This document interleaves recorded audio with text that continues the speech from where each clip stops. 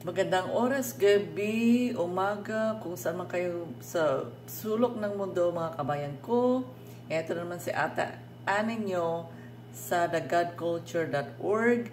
Ito ay araw ng Fiesta ng Tabernakulo, pang-pito po ngayon. Ngayon ang pag-uusapan natin, anong gagawin natin sa pang-walo? Pagbasahin natin ang Numbers, Book of Numbers tayo para maintindihan nyo. Book of Numbers 29 verse 12 to 40. Everyday yan. May schedule para maintindihan natin. No? So, bukas ay pangwalo. Kaya, anong gagawin natin ngayon? Bili na tayo kung anong bilhin natin para bukas, lutuin natin pagkain, kung ano man. Kasi bukas holiday, walang bibili, walang magtrabaho, holiday yon. Yung mga gustong mabindisyonan sa mga pag-obey, celebrate ng mga biblical feast na ito para sa ating Aba, Yahuwah, anak niya Yahusha, gawin po natin mga kabayan ko.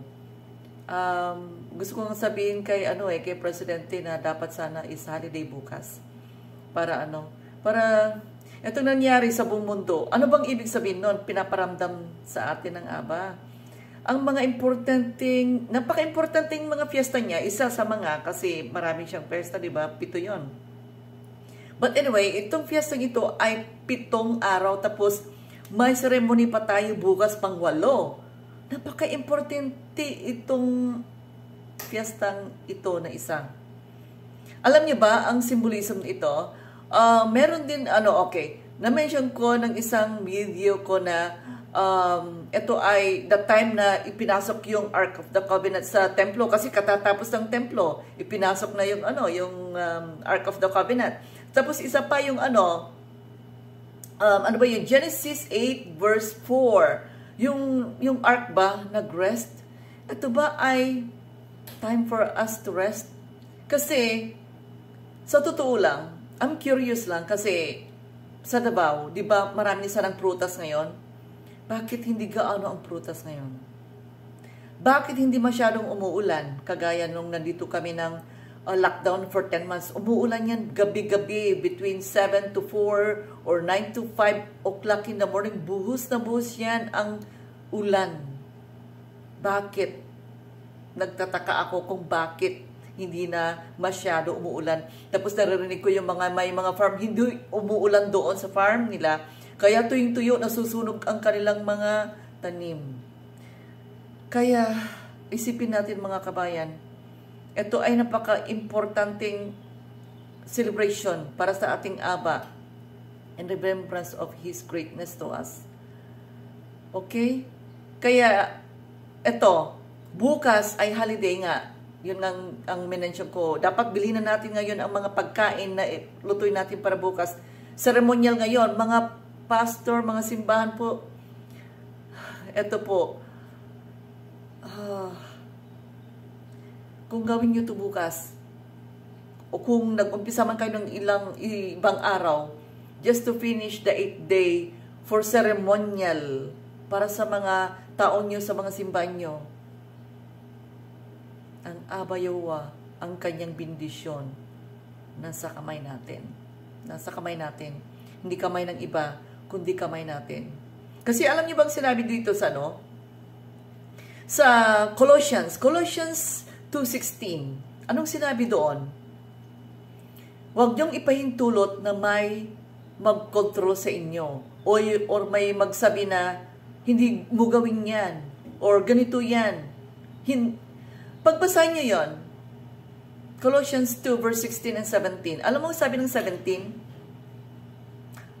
Don't let anyone to steal your blessing.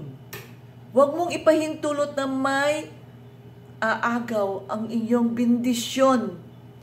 Ang dyan basahin lang natin at tindihin. Pero naintindihan na natin ngayon, di po ba? So, ayun, huwag niyong ipahintulot na may mag-control sa iyo na gawin at i-celebrate ang mga, anong sinabi dito? Feast ng biblical feast. Ng Sabbath. Kagaya bukas, biblical feast yan. Sabbath ang tawag natin yon, biblical feast of Sabbath, kasi ceremonial at saka walang work holiday yan para sa atin. Yung mga nag-observe ha. So, yung mga nakakaalam, i-share nyo na rin yan sa mga kakilala, pamilya, kasi simbahan naman tayo lahat eh. Tayo naman ng simbahan, tayo nagpapakalat, di ba? Ang greatness ng ating Aba Yahuwah, Anak Yahushua para sa atin.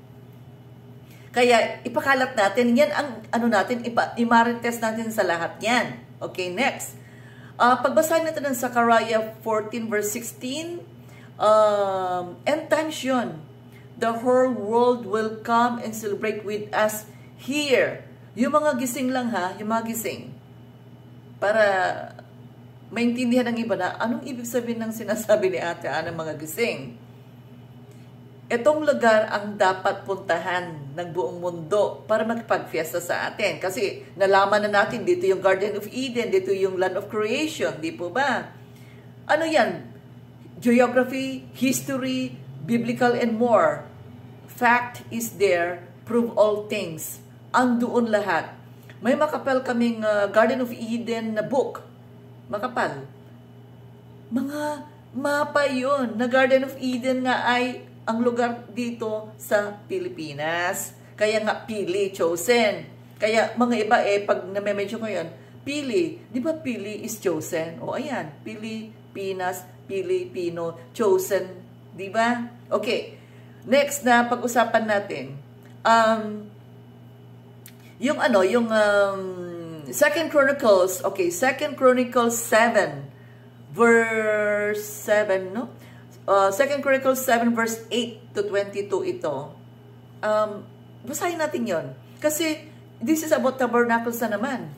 Ano ang isiningit doon sa verse, verse Chronicles 2 ha? 2 Chronicles 7 verse 14. 7:14. 2 Chronicles 7:14. Ano yung naisingit doon? Kasi yung top niya is yung 7 araw na piyesta, ganon. Ang sinasabi dito, pababa yan.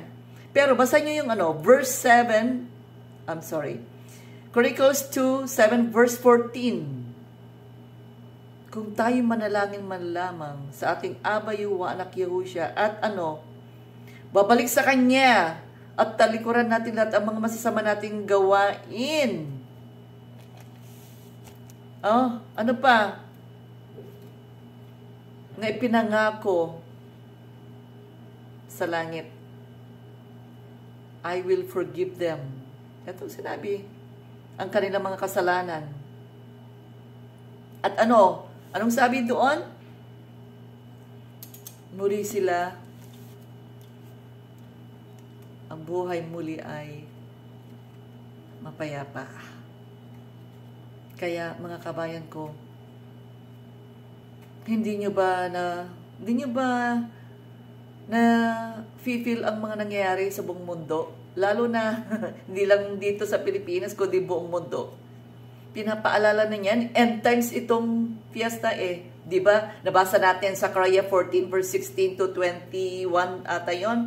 Ayun, sinabi doon. End times. Kaya buong mundo ito, nakikiramdam na ang ating Aba Yahuwah, Anak Yahushua sa ating lahat.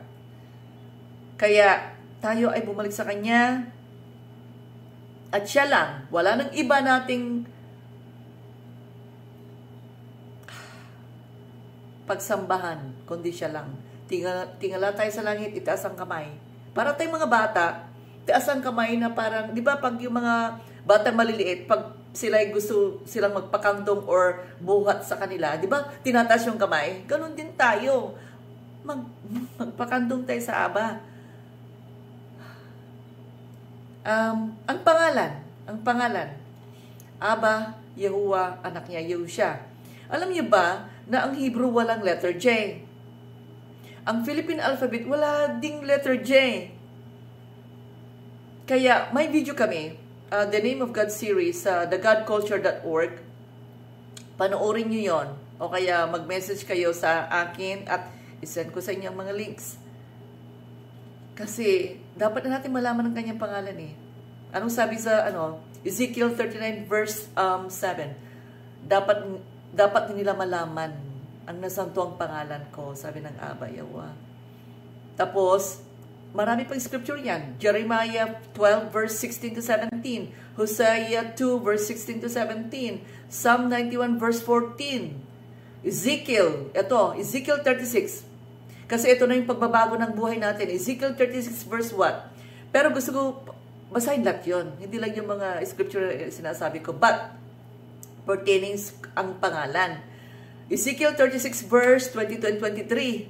Anong sinabi na naman doon? Kaya, hindi ba tayo nag-isip na, ano kaya yun? Bakit sinasabi na dapat natin malaman ang pangalan?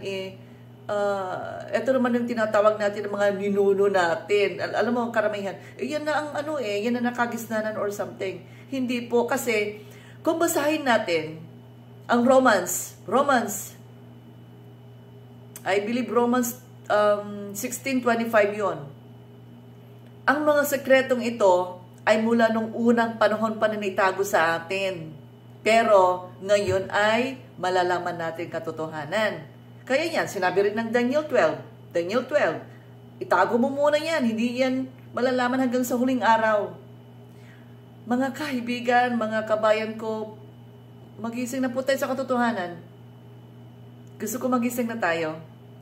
Kung basahin nyo ang Numbers 24 verse 9, para tayong layon na ayaw nila magising. Kasi once magising tayo, talagang sugod tayo sa ating Aba, at kung anumang mali na ginagawa ng buong mundo na nakikita nating hindi pwede na masama para sa ating buhay, i-stop natin yan. Pilipinas, nasa Biblia ka, Matthew 12:42. Diba? Muli, you will rise, judge the whole world, and hindi tayo mag-oo kung ano man ang gusto nila tayong gawin na gusto ng mundo. Okay. John 16 verse 33. Anong sinabi doon? Para alam natin nangyayari sa ngayon. Papahirapan tayo ng mundo. Para alam natin. Pero, they're already been defeated. In the name of our Abba Yahuwah, Anak Yehusha, Amen. They're already been defeated. Kaya tayo ay babalik sa ating Abba Yahuwah, Anak Yehusha. Happy and Holy Tabernacle Feast ngayon, at saka bukas ay ceremonial closing natin. So, may Abba Yahuwah, Anak niya Yehusha, bless us all, Pilipinas chosen. Yeah, bless to all.